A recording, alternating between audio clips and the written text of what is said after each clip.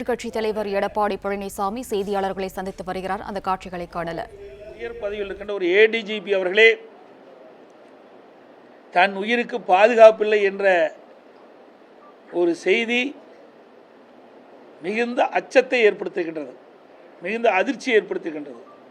ஒரு ஏடிஜிபி அவர்களே இப்படிப்பட்ட அறிக்கை வெளியிடுகின்ற பொழுது, இப்படி தகவல் ஊடகத்தின் வாயிலாக பத்திரிகையின் வாயிலாக வெளிவருகின்ற பொழுது சாதாரண மக்களுக்கு என்ன பாதுகாப்பு இருக்கும் என்பதை மக்கள் அச்சப்படுகின்றார்கள். அந்த அளவுக்கு ஒரு திறமையற்ற அரசாங்கம் இன்றைக்கு செயல்பட்டு கொண்டிருப்பது வேதனை அளிக்கின்றது. சிவகங்கையில் ஒரு காவல் நிலையத்தில் பெண் எஸ்ஐயை தாக்கப்படுகின்றார். காவல் நிலையத்திலே நமக்கு பாதுகாப்பு கொடுக்கக்கூடிய காவல்துறைக்கு இந்த நிலை என்றால் பொதுமக்களுக்கு யார் பாதுகாப்பு கொடுப்பது? அப்படி ஒரு அலங்கோல ஆட்சி திரு ஸ்டாலின் மாடல் ஆட்சியிலே நடைபெற்றுக் கொண்டிருக்கின்றது.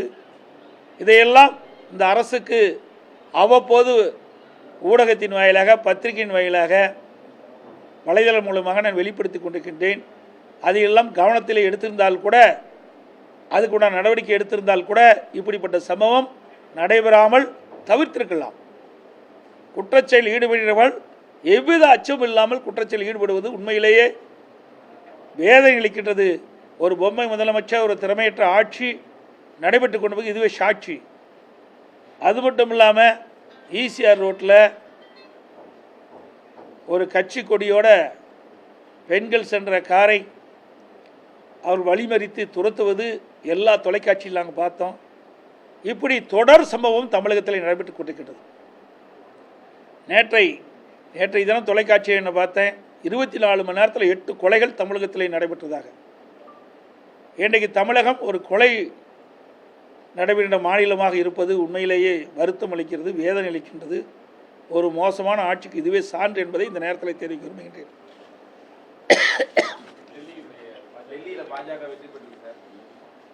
டெல்லியில் பாஜக வெற்றி பெற்றிருக்குது, அங்கே இருக்கிற மக்களை விரும்புகிறாங்க, அவர்களை தேர்ந்தெடுக்கிறாங்க. அதாங்க, ஒரு ஆட்சி மாற்றம் வேணும்னு மக்கள் விரும்பினா அது ஆட்சி மாற்றம் வரும். தமிழகத்திலே ஆட்சி மாற்றம் வருவதற்கு விரைவாக இருக்குது. நீங்களாம் பத்திரிகையால் ஊடகம்லாம் உண்மை செய்தி வெளியிட்டீங்களா, எங்களுடைய ஆட்சி தானாக மலர்ந்துடும். திமுக அங்கம் வகிக்கக்கூடிய அந்த இந்தியா கூட்டணி அங்கே ஜெயிக்கும் அப்படிங்கிற மாதிரி சொல்லிக்கிட்டு இருந்தாங்க. அது வந்து ஒரு காங்கிரஸ் வந்து ஒரு இடத்துல கூட ஜெயிக்கல அப்படிங்கிற ஒரு நிலைமை வந்திருக்குது. இந்த இந்தியா கூட்டணிக்கு மக்கள் சமத்தி அடி கொடுத்துருக்கான்னு தான் பார்க்கணும். இந்தியா கூட்டணியில் ஒற்றுமை கிடையாது. எல்லாமே அதிகாரம் நிறைந்தவர்களாக இருக்கின்ற காரணத்தில், விட்டு கொடுக்கின்ற மனப்பான்மை இல்லாத காரணத்தினால, மக்கள் மீது அக்கறை இல்லாமல் நாடாளுமன்ற தேர்தல் வெற்றி பெற்ற என்ற ஒரு மமதியில்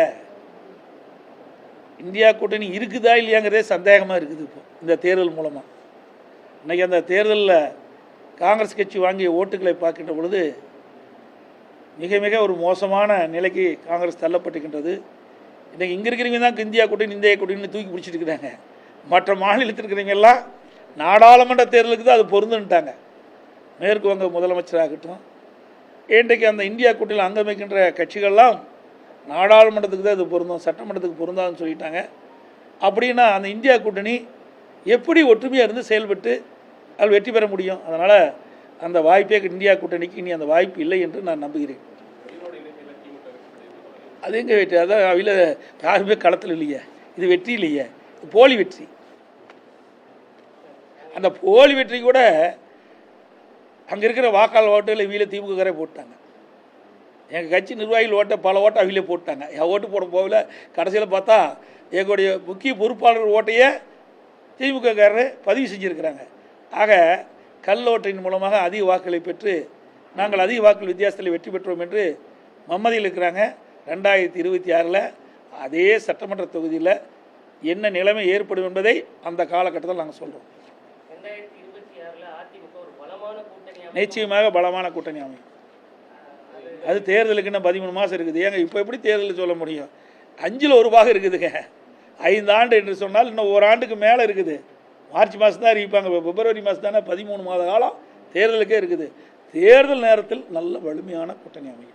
கவலைப்பட வேண்டியதே இல்லை. எப்படி வெளியில் சார், அதாவது நாங்கள் எங்களை பொறுத்த வரைக்கும் பலமான கூட்டணி அமையும்.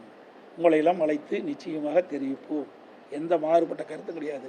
இன்னொரு 4-5 மாதம் ஆகணும், ஒரு 6 மாதம் போகணும். 6 மாதம் போனால் தான் அந்த கூட்டணி வடிவம் பெறும்.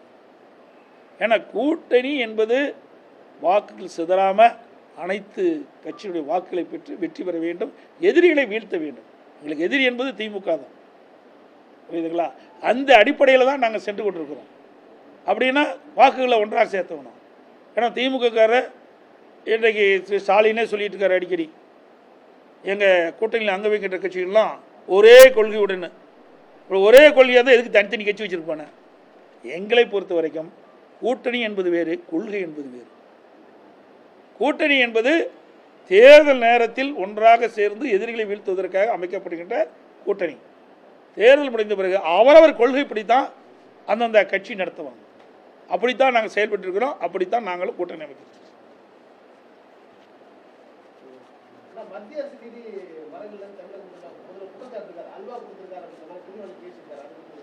இவர் போய் தமிழ்நாட்டுக்கு அல்வா கொடுத்துட்டு இருக்காரு. போய் திருநெல்வேலி போய் அல்வா சாப்பிட்டா தமிழ்நாட்டு மக்களுக்கு அல்வா கொடுத்துட்டார். 525 அறிவிப்புகள் வெளியிட்டீங்க. சாதாரண அல்வா இல்லை, பெரிய அல்வாவை கிண்டி கொடுத்துட்டு போயிட்டார். 525 அறிவிப்புகளை கொடுத்து எவ்வளோ அறிவிப்பை நிறைவேற்றிருக்கார் சொல்லுங்க பார்க்கலாம். நீங்களே, நான் பல முறை சட்டமன்றத்திலையும் பேசிட்டேன், இது மாதிரி ஊடகத்திலையும் பத்திரிகைகள் வாயிலாக என்னுடைய கருத்து சொல்லியிருக்கிறோம். ஒரு 15% அறிவிப்பு தான் நிறைவேற்றிருக்காங்க. முக்கியமான அறிவிப்பு, இன்றைக்கு மாணவர்களுக்கு வாங்கிய கல்வி கடன் வங்கியில் ரத்து செய்யினாங்க, செஞ்சாங்களா? இன்றைக்கு 100 நாள் வேலை திட்டத்தை 150 நாளாக உயர்த்தப்படும்னாங்க, உயர்த்தலை. அவருடைய சம்பளத்தை உயர்த்தப்படும்னாங்க, அதுவும் உயர்த்தலை. கேஸ் மானியம் 100 ரூபா கொடுக்குறாங்க, இது வரைக்கும் கொடுக்கல. ரேஷன் கடையில் சர்க்கரை 1 கிலோ 2 கிலோ ஆக்குனாங்க, அதுவும் கொடுக்கல. கரும்புக்கு ஒரு மெட்ரிக் டன் கரும்புக்கு 4000 ரூபா கொடுக்குறாங்க விவசாயிகளுக்கு. குறைந்தபட்ச ஆதார விலை 4000 ரூபா கொடுக்குறாங்க, கொடுக்கல. நெல்லுக்கு ஒரு குவிண்டாலுக்கு ஆதார விலை 2500 ரூபா கொடுக்குறாங்க, கொடுக்கல. இப்படி பல திட்டங்கள் இந்த ஆட்சியில் நிறைவேற்றப்படவே இல்லை. நிறைய இருக்குது, இது மாதிரி எதுவுமே நிறைவேற்றலை. எல்லாம் போலி அறிவிப்பு. ஏன்னா கோட் ஷூட் போட்டுக்கிறாரு, ஃபோட்டோ ஷூட் கொடுக்குறாரு. நீங்களும் அழகாக உங்களுக்கு ஊடகத்திலையும் பத்திரிகை வெளிப்படுத்துறீங்க. இதுதான் காலை ஓடிட்டு இருக்குது. நான் ஏற்கனவே சட்டமன்றத்தில் தெளிவாக பேசினேன், இங்கேயும் நான் உங்கள் முன்னால் தெளிவாக பேட்டி கொடுத்தேன். திராவிட முன்னேற்ற கழக ஆட்சிக்கு வந்தவுடன் கடன் கட்டுப்படுத்தப்படும், கடன் படிப்படியாக குறைக்கப்படும், அதற்கு நிதி மேலாண்மை குழு அமைக்கப்படும், அதில் நிபுணர்கள்லாம் அடங்குவார்கள். குழு அமைச்சிங்க, நிபுணர் இடம்பெற செஞ்சுங்க. அப்புறம் எதுக்கு 3,53,000 கோடி கடன் வாங்கினீங்க? இன்றைக்கு 2020-21 அனைத்து இந்திய அண்ணா திராவிட முன்னேற்ற கழக ஆட்சி இருக்கும்போது வந்த வருவாயை விட திமுக ஆட்சியில் 2024-25 1,10,000 கோடி கூடுதலாக வருமானம் வருது. அப்படி கூடுதலாக வருமானம் வருகின்ற பொழுது என்ன பெரிய திட்டத்தை கொண்டாந்துருக்கிறீங்க? எதுவுமே கொண்டாடல. கேட்டால் நாங்கள் சட்டமன்றத்தில் நான் பேசும்போது நிதியமைச்சர் இது சொன்னார், ஏன் நாங்கள் மகளிருக்கு 1000 உரிமை தொகை கொடுக்கணும். சரி, 1000 உரிமை தொகை கொடுக்குறேன், 17,000 கோடி. மீதி பணம் எங்கே போச்சு? நான் அடுத்ததுங்க, நான் அவர் சொல்லாது நானே சொன்னேன், இன்னும் நிறையா இருக்குது. அகவலப்படி ஒரு 10,000 கோடி, மின்சார மானியம் ஒரு 10,000 கோடி, வட்டி 48,000 கோடி எடுத்துக்க. நாங்களும் வட்டி கட்டணும், ஆனால் வட்டி கட்டணும் எல்லாம் எடுத்தால் கூட 18,000 கோடி மீதி இருக்குது. என்ன செலவு செஞ்சீங்க? என்ன திட்டத்தை கொண்டாந்தீங்க? அப்புறம் 3,53,000 கோடிக்கு என்ன திட்டத்தை கொண்டாந்து நிறைவேற்றிருக்கிறீங்க? கடன் வாங்க வேண்டிய அவசியம் என்ன? இன்றைக்கு அரசு ஊழியர்களுக்கு அவர்கள் ஆட்சிக்கு வந்த உடனே பழைய ஓய்வு திட்டத்தை நாங்கள் நடைமுறைப்படுத்தும் சொன்னாங்க. பல போராட்டம் நடத்திக்கிட்டாங்க. 4 ஆண்டு உருண்டை ஓடி போட்டு 1 ஆண்டு தான் இருக்குது. அரசு ஊழியர்கள் வாக்குகளை பெறுவதற்கு எவ்வளவோ பொய்களை பேசி இன்றைக்கு அறிவித்து வாக்குகளை வாங்கின பிறகு அப்படியே அவருடைய 2021 திராவிட முன்னேற்ற கழகத்துடைய தேர்தல் அறிக்கையில் காற்றில் பறக்க விட்டுட்டார்.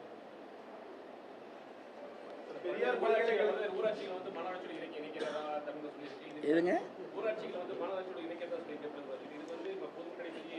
ஆமாம், அதிமுக சார்பு நாங்கள் எதிர்ப்பு கொடுத்துட்டு தான் இருக்கிறோம்.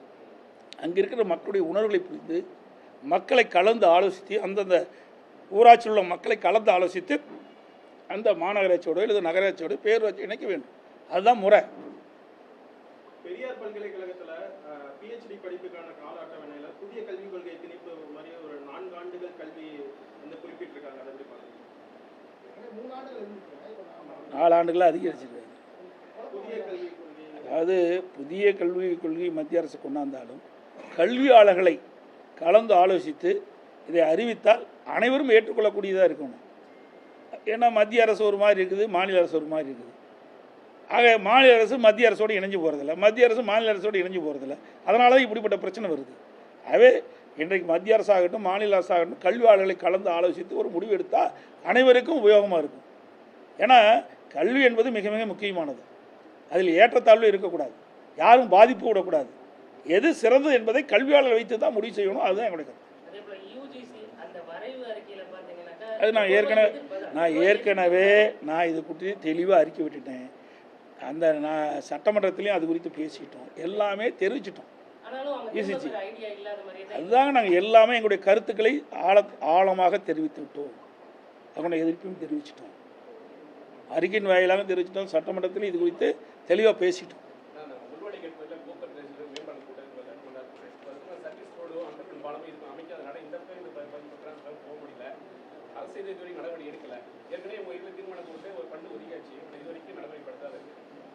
அது அரசுடைய கவனத்துக்கு தான். நீங்கள் இத்தனை தடவை மந்திரி வந்துட்டு இருக்காங்க, இத்தனை தடவை நீங்கள் பார்க்குறீங்க. இந்த கேள்வி அவர்கிட்ட கேளுங்கள, என்கிட்ட கேட்ட கேள்வி அவர்கிட்ட கேளுங்க. அவைதான் அரசாங்கம் இருக்குது, நாங்கள் எதிர்க்கட்சியாக தான் இருக்கிறோம். நீங்கள் சொன்ன கேள்வியை நாங்கள் சட்டமன்றத்தில் நாங்கள் கேட்போம். அதிமுக ஆட்சியில் இருக்கும்போது எந்தெந்த இடத்துல போக்குவரத்து நெரிசல் இருக்குதோ அங்கெல்லாம் மேம்பாலம் கட்டணும். எங்கெங்கே எந்தெந்த இடத்தில் மேம்பாலம் வேண்டும், மக்களுக்கு அணுகுசாலை வேண்டும் என்று கேட்டாலும் அங்கெல்லாம் அமைச்சு கொடுத்தோம். அது மாதிரி இந்த அரசாங்கம் மக்களுடைய பிரச்சனை கூர்ந்து கவனித்து செயல்படுத்த வேணும். ஏன்னா இங்கே இருக்கிற அமைச்சர் நான் அங்கே போகிறேன் இங்கே போகிறேன்னு சொல்லிட்டு இருக்காரு. இப்படி மக்கள் பிரச்சனையை நீங்கள் தீர்த்து வைக்கணும். நீங்கள் அதை கேளுங்க சார். இப்போ இருக்கிற மந்திரி ஒத்த மந்திரி தான் இருக்கார், அவரை கேளுங்க, இதையாவது பார்த்து செய்யுங்கன்னு சொல்லுங்கள். ஒன்றுமே செய்யலை. சேலம் ஒரு உதாரணத்துக்கு எடுத்துங்க. சேலம் மாவட்டத்தில் திராவிட முன்னேற்ற கழகம் ஆட்சிக்கு வந்து 4 ஆண்டு காலம் நிறைய பேர் இருக்குது, இன்னும் 3 மாதம் தான் இருக்குது. இந்த 4 ஆண்டு காலத்தில் ஒரு திட்டத்தையாவது கொண்டு வந்தார்களா? எல்லாம் அனைத்து இந்திய அண்ணா திராவிட முன்னேற்ற கழக ஆட்சியில் போடப்பட்ட திட்டத்துக்கு தான் அடிக்கல் நாட்டுறாங்க, முடிஞ்ச திட்டத்துக்கு தான் திறப்புலா காண்றாங்களே ஒழிய இவர்களுடைய ஆட்சியில் இந்த திட்டத்தை கொண்டாந்துன்னு சொல்லுங்க பார்க்கலாம்.